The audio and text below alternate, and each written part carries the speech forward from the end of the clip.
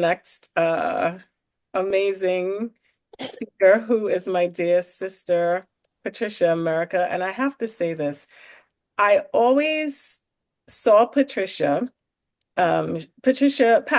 as a matter of fact, she and my mom, she and my aunt who passed away were friends, and I would always see her and wanted to get to know her. Because it just never worked out that we were in the same space for them to introduce me. But she's just someone that I always saw, and I'm like, oh, I would love to be friends with her. I just love something about her, the way she carried herself. She's just an amazing woman of God. And lo and behold, we both ended up serving together at CCC Long Island. And at the time, I was about to sell my house, and that's how we got connected. And the photo you see here, I'm showing this because she was like, "Oh my gosh, I love your daughter. I want to steal her." And her mom right here is in the picture. And Abby literally went in the car and started waving goodbye. But I said, you know what? Like, you can have her because I trust you. You know, just such an amazing woman of God. And this is our memories that she sent me back in the fall. I miss you so much, Pat, and I just wanted to share this before we get started talking. Isn't she sweet? Beautiful inside and outside, always smiling. Just, such a beautiful spirit, always supporting others and encouraging others. Let me stop sharing. Always encouraging others. And I'm just so grateful to God for aligning our stuff. So we're now sister friends, Yes, right? we are. So to keep it moving, because I know we're behind Yeah. time. Can you share a moment when you made the decision to face and push through adversity? How has that experience fashioned you to be the amazing woman that you are today? So I want to say I am just so blessed by every woman that's been on this panel tonight. And there's a saying before the glory, there's a story. And you guys, I have heard your stories tonight, and I have so connected with each and every one of you guys. Sharon, that was powerful just now. And Antoinette, I loved your story, and that's my middle name, and Petula. I mean, all of you, Gail, every one of you. So I am just so thrilled to be on this panel with you. So I am Patricia America. My sis, I love her. And thank you for this platform, Aisha. This was just so powerful tonight. I spent over 30 years plus in the fashion industry. So there's so many areas that I can identify with so many of you guys tonight. And now I'm in real estate. But my pivot into real estate was really very interesting. And I'm gonna really, I had a longer story to tell you, but I'm going to abbreviate it because I know that we're short on time. But my story it's really about starting back in 2016, where I had to make a major pivot in my life. And I was maybe 52 at the time. And when you're making pivots at that age, especially in the professional world, for a woman, sometimes you face ageism. As a Black woman, you could be facing racism, all the isms you could probably face. But I believe when I was in 2016, I worked for actually two companies at the same time. And it was a very interesting situation. It was really very um, it wasn't common, and it was because I had pure favor. So I worked for a major footwear company. I was a brand analyst at that time. So I crunched numbers for a major footwear company. But also, my biggest account was Macy's. So I had all the Macy's across the country, and I would crunch numbers for them. And I was everything. That was my account, but I was also an employee for them as well. And which was very unusual because they allowed me, working on the other side, I was able to get into the Macy's systems and have very sensitive information, but they trusted me with that information. And so that I wouldn't go back to my employer and tell them everything I knew about what was happening in their finances and all of those types of things. However, in 2016, after working for this major footwear company for 16 years, um, the president, the new installed president, came in and said, well, I need you to come in because we have a Macy's meeting happening. And I went in that day thinking that there was a Macy's meeting.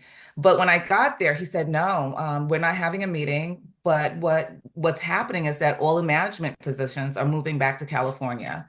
And I lived in California for 10 years and I wasn't going back. So essentially that day I lost my job. And but yet he was baffled because he couldn't understand why I wasn't disappointed, why I wasn't crying, why I wasn't like just, distraught. He just couldn't. But for me, it was a sense of relief because it was almost like God was kicking me out of the nest and saying, okay, it's time. But to back up, so the moral to the story is that he kept telling me things along the way, and I call it crumbs. He was dropping crumbs in my life, and the crumbs is just him putting something in my spirit saying, do this, do that. Sometimes you don't know what God is telling you. He's the Alpha and he's the Omega, okay? So he knows the end. However, every crumb I picked up, sometimes I didn't understand it, but I just did what he told me to do. So back in 2001, the then president, was a woman, and she told me, Pat, you've reached the glass ceiling.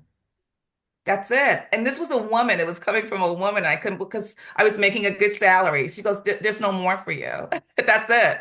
But I kept increasing my value. So every time God told me to do something, I did. So I had a degree in fashion merchandising and marketing, but then he told me to go back and get a business degree with a concentration in human resources. And then he told me to go back and get my master's in executive leadership. And because I picked up those crumbs along the way, when he told me that my job essentially ended that day, that's when my pivot started. And I was able to pivot so seamlessly that after I left that job, I knew that that was not the place I wanted to be. I did not want to be in fashion anymore. So I went back, got that degree, graduated with distinction, and I, at this point, was going to open up my own firm coaching. There's a lot of coaches on this panel tonight, coaching executives on how to be better leaders and create a healthy culture, working culture in corporate America. So I got my license in real estate back in 2004, but never used it. And now I said, well, I graduated, and now I said, let me get my real estate license once again and use that money to fuel the firm that I was going to open up.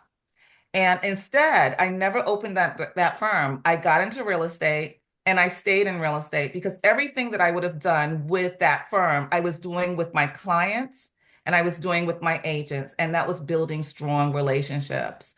And now I pivoted to real estate, and now I am managing a office of 120 agents working for the largest firm on Long Island, and also just inherited another office to co-manage with another manager as well, and the only person of color in management at this firm. So I guess the moral to this story is just when you hear God's voice, just listen and do it. You may not know what it is and where he's leading you, but he knows, and he led me to this point. So actually, pivoting at age 52, now I'm 60. It's been an amazing journey, but it's all because I heard his voice and I love what I do. Because even though I'm not selling fashion anymore, I'm selling real estate. However, the bottom line is that it's still all about people, and it's always about building strong relationships with those that we encounter. Oh my goodness. You're getting hand claps, drops of hand claps in the chat too. Everyone's clapping up easy. Oh my gosh. And you do so much. You do so much. You're a wife, a mother, a daughter, a sister in love, an aunt, a cousin, a niece, a friend to so many. You slay every day, all day in real estate. And I'm just gonna say this, if you ever need a home or know anyone that needs a home, she is the person to go to, and I'm serious. Like everyone I have sent her way have not been has not been disappointed, and they sing her praises like I do. So, and you can put your information in the chat, please, please do so, Patricia, Sure. because yes, Definitely. please, please. But what was I going to ask? Right, you do so much, you do so much, you do so much. How do you balance multiple, your multiple roles, career, family, personal growth? You serve at church, right? How do you navigate these responsibilities while still pursuing your dreams? Well, first things first, family comes first. And first of all, God comes first. God comes first. And then family. However, I think you always have to know, again, it's always about listening to God and hearing his voice. And that's one thing that always stays with me. If someone presents a situation to me or a job, I mean, I had this perfect job back in the when I first got into my career, and I did a lot of national traveling. However, this would have taken me internationals in Europe. I would have been going to Europe all the time, and I that really really intrigued me. However, I asked God, should I accept this position, and He said no. And I was like, oh, okay. And because it would have been very disruptive to my life. So he's giving me positions in which I could pursue my career and my dreams, however, still be there for my family, still be there when there was a parent conference or a game that my sons needed to get to. So that was always in the forefront. So for me, it was, I have my priorities and you have to know your priorities. But at the same time, you have to also hear God's voice because the enemy will come and he will dangle these very enticing carrots and low-hanging fruit. And if you're not aware of what God is speaking into your spirit, it is very easy for you just to accept things because it's shiny and sparkly and the salary is great, but you would be going down the wrong road. And I never had to do that. And I'm so grateful it's because I hear his voice and I'm obedient. Wow, wow. Well, listen.